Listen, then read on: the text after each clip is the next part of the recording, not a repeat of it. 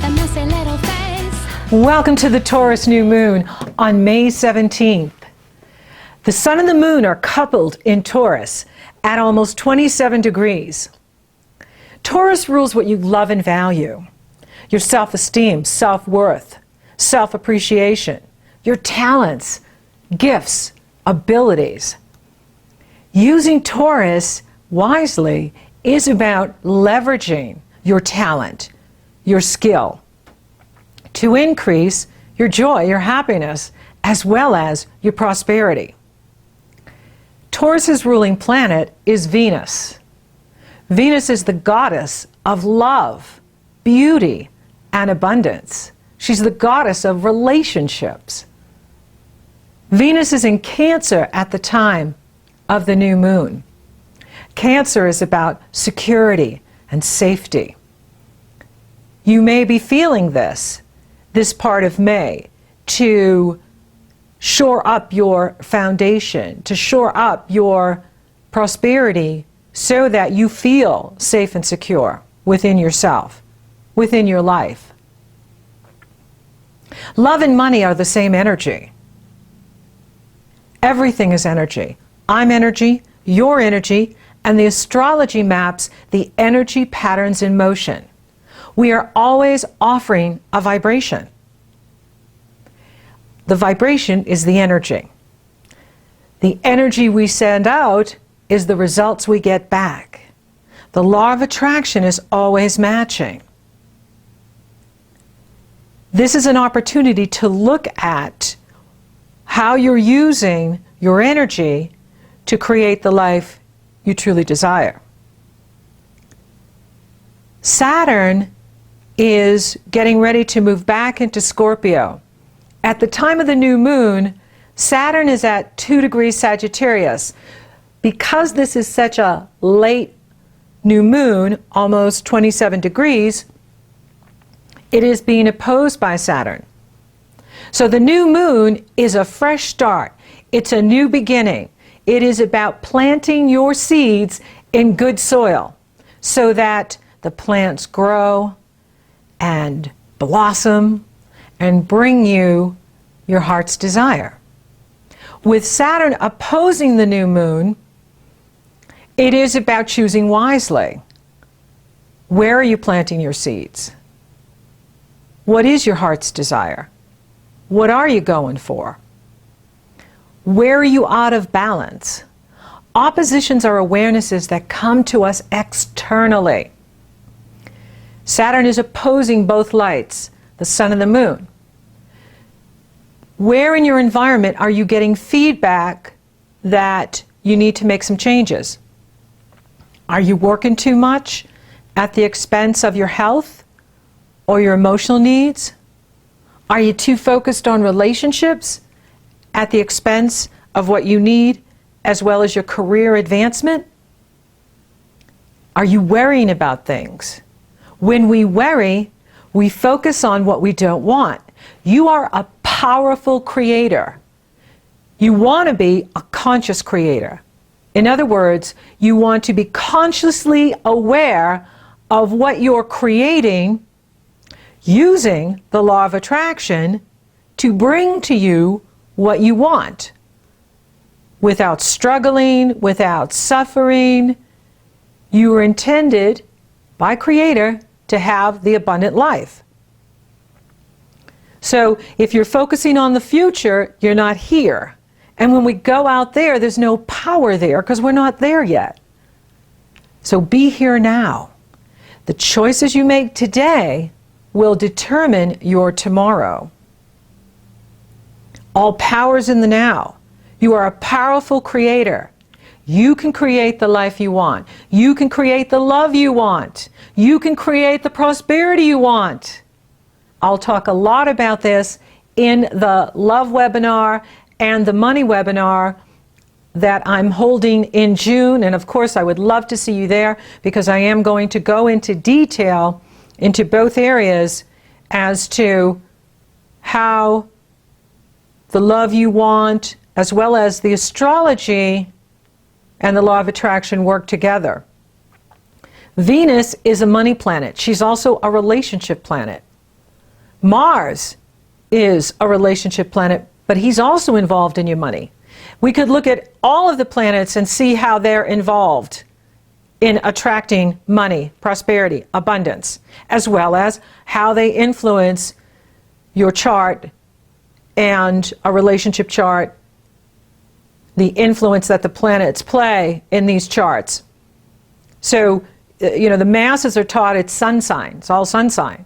However, when you work with a professional astrologer, you begin to see that, especially in a relationship, the moon is absolutely as important as the sun, if not more, because when you're involved with someone, you're emotionally involved. So the moon plays a very big impact in your relationships, as well as Venus and Mars, the sun and the moon, and of course, what is Saturn doing? What is Neptune doing? What is Uranus and Pluto doing? And Mercury. Communication is so important. Now we're in the shadow period of Mercury retrograde, and it's already happening for me, and it goes retrograde May 17th through June 11th at the time of the new moon. So it's right after the new moon. So we have the new moon, and then a few hours later, Mercury goes retrograde. And however, I feel like we're already in it. You can really feel it, but it is. You'll notice it when the 17th comes around, and the messenger takes his break and moves in reverse. He'll be at 13 degrees Gemini at the time of his retrograde, right after the new moon. So it's an interesting moon because, Taurus is very strong and stubborn, so things can be moving slow, right? And then you have Saturn over there opposing it, and, perhaps we're going back and doing some re-steps or going back over things, really looking at our foundation, looking at our structures, around relationships, around our careers, around the money, around the health, right? Mercury's retrograde, and with Mercury in retrograde motion, that has a tendency to slow things down or slow us down, and it's an opportunity always. All of this energy is always an opportunity. Even challenging aspects have opportunities built within them. Even positive aspects have challenges built within them. We can be too optimistic. We can be too exuberant and miss what's right in front of us. So balance is the key.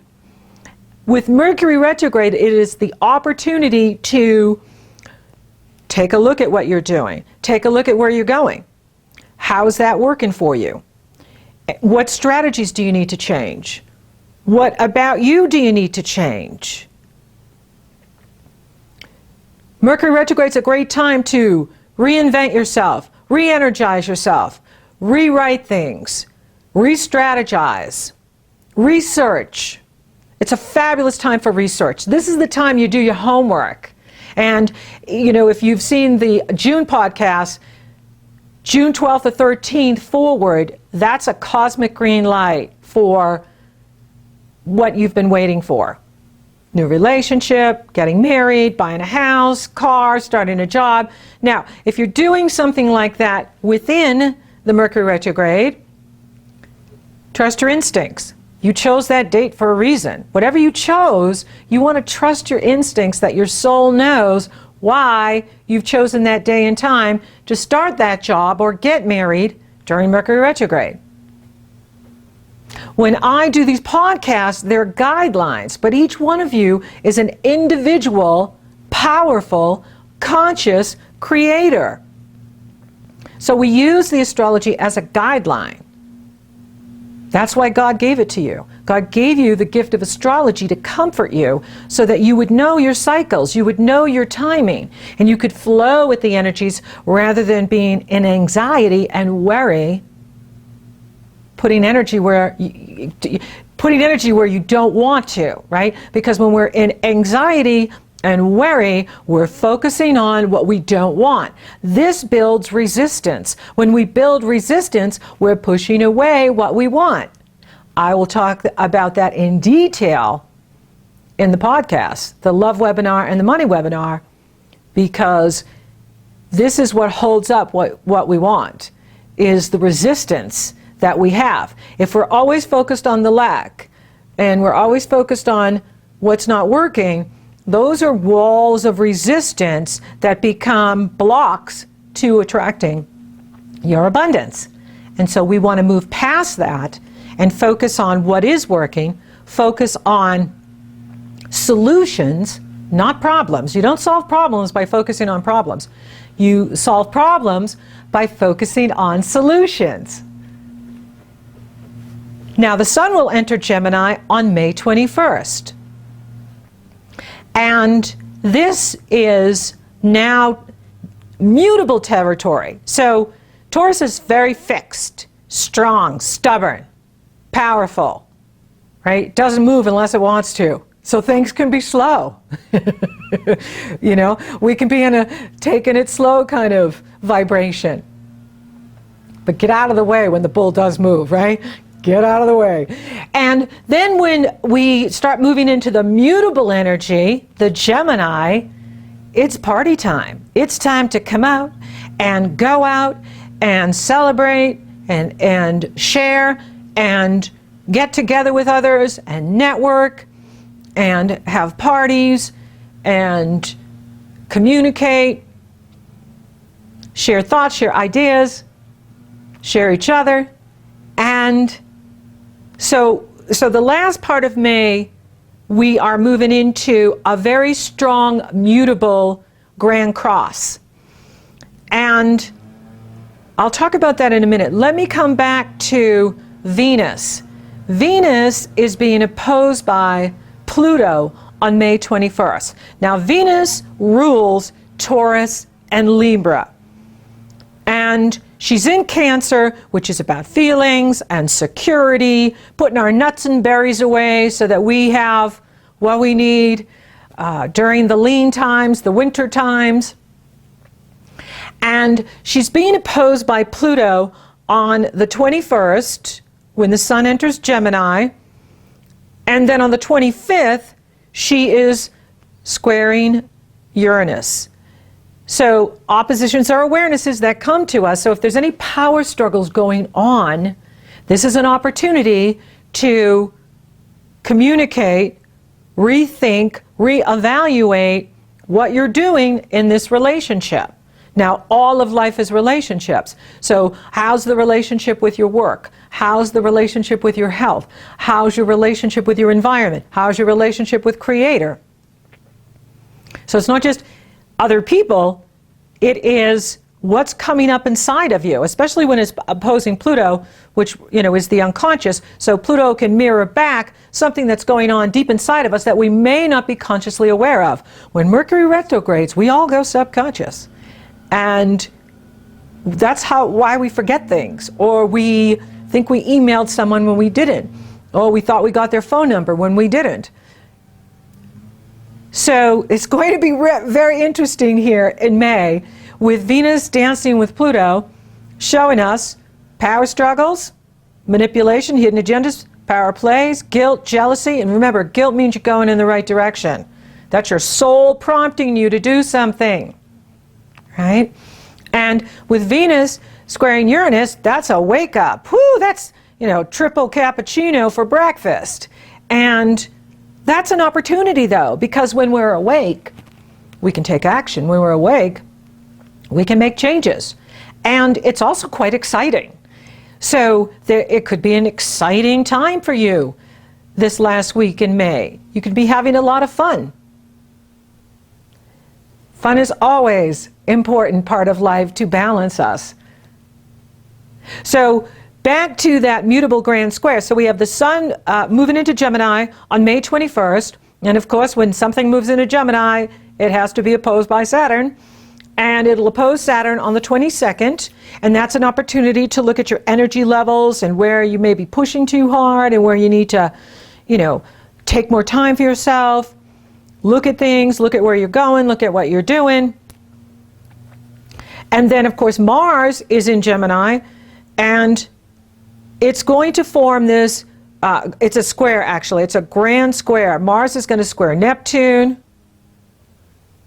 And so there's a grand square, and I talk a lot about this in the May podcast. So if you want to know what the Taurus new moon means for you, you go to the May podcast, and I go into detail about the mutable grand square. So there's going to be a mutable grand square when the moon moves into Virgo, and you have the sun and Mars and Mercury in Gemini being squared by Neptune, opposed by Saturn, and now squared by the moon in Virgo.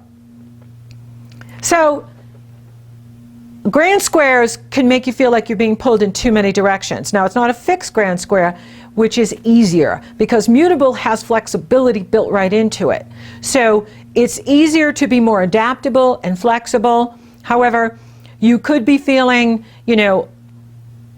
overwhelmed at times, and too much going on. You're putting too much on your plate. You're trying to do too much, which can lead to exhaustion. And so, less is more this last week in May. Do less, work less, make more time for yourself, make more life for yourself. That is, one of the best ways to ride out this grand mutable energy last week in May, but going into June. And the June astrology is fantastic. This is good too. I mean, May is good too. And so, you just want to use this energy to, create what you want and not take on too much and then, feel overwhelmed by what you've committed yourself to. So less is more, and then you'll have more time for yourself and more time for life and enjoying life. So, use the Taurus moon to nourish and nurture your gifts, your talents, your abilities. Use them to create the life you want. And take good care of yourself, because this is, this can be intense, and there's just going to be so much going on by the end of May and going into June that you don't want to be overwhelmed by the energy or commitments or distractions that you can find yourself in. Mars will couple with Mercury on May 27th. And this is wonderful energy to use the power of your mind and the power of your thoughts to speak your truth, but also creatively. This is very creative energy. Taurus new moon is highly creative, and when planets interact with Neptune, yes, there can be a frenetic energy with it. However, you can also channel that energy into your creativity. And this is a wonderful creative energy to use in anything you do creatively. Now, creativity isn't just art and drawing or dancing. Creativity is where you use your inner essence, your authentic nature in your life. Creativity is how you take care of yourself. If you're in a leadership role in your company or your business, how do you motivate others? That's creativity. Creativity is how you're using your unique soul essence in your everyday life. That's creativity. So this is a highly creative new moon. This is a highly creative time. It's a dynamic time that you can use this creative energy in your thoughts to create the life you truly desire. With Mars coupled with Mercury on the 27th, here's an opportunity to direct your energy and passion into your thoughts, your communication, your creativity. And it is a wonderful energy to get things done, clean things up. That's another thing too that I noticed about Mercury retrograde is when Mercury goes retrograde, it can go back and fix things that were broken since or lost or misunderstood from the last retrograde.